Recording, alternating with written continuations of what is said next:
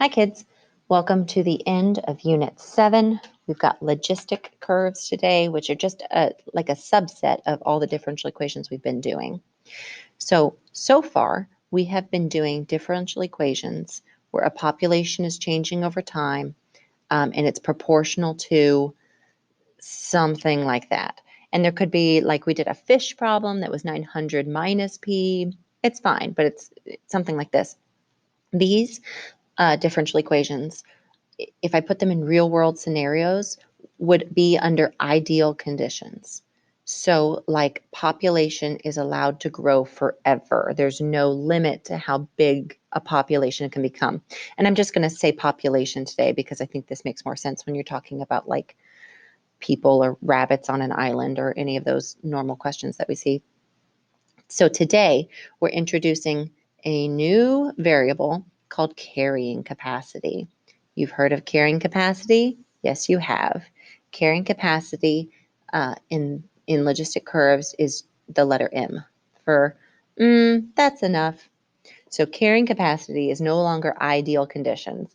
I played a game, 7th grade science at Jefferson, where like you had to you like lined up facing away from each other in two lines, and then you'd turn around real fast, and some people on one side were shelter and food, and I can't remember the third one, like water, and then the other side were deer, and they had to run to the thing they were looking for, and if you didn't get it, then you died.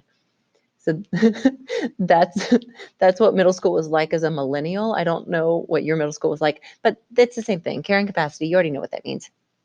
So here is a differential equation that is a logistic differential equation. So far, looks the same, ideal conditions. But then we have this. All logistic equations look the same. They all look like this. They are all this. Every single one of them is this. You have to know this. You have to have this memorized into your brain. Like delete something out of your brain and put this in it. So they can kind of rearrange it some. Like they could give you this question. Let me put numbers in. They could do like 4p minus 6p squared. That's logistic too. So the way you make it look like this form, the general form, is by factoring out a 4p, so you get the 1 minus that you need. So then you have p times, oh, this is so hard. I shouldn't have done this on the spot. It's 3 halves. In which case your carrying capacity for this question, if I throw that underneath, this would be p over 2/3. So our carrying capacity here would be 2/3 of whatever it is we're talking about. All right, so there are 3 situations that can happen with a logistic curve. You could have negative growth. Your population could be decreasing.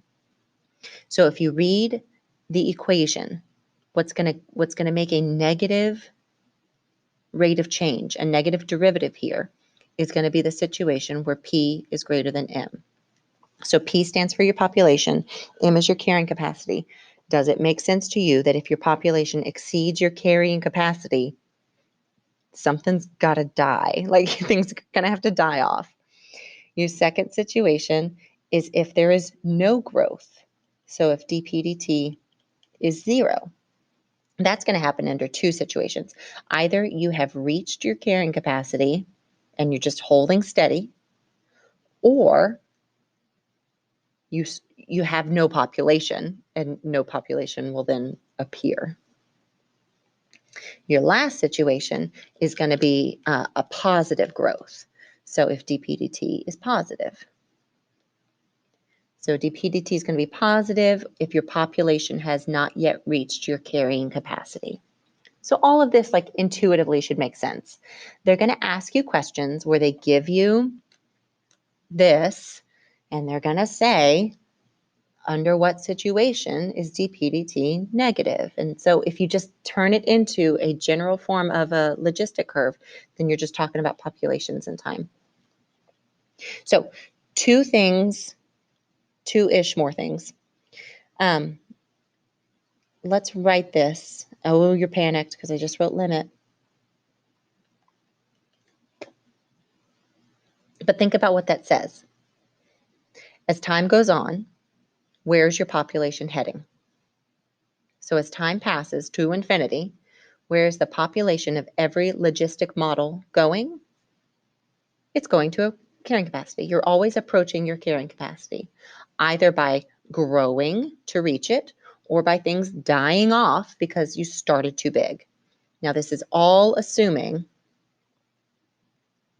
your initial population is not 0, which would be pretty trivial, so we don't talk about that much. Okay, last thing, let me show you what these look like if we were to actually graph them. So think back to slope fields. If I sat here, I'm not gonna, but if I sat here and I drew a slope field for this thing and I put tangent segments everywhere, that's not what I'm about to draw.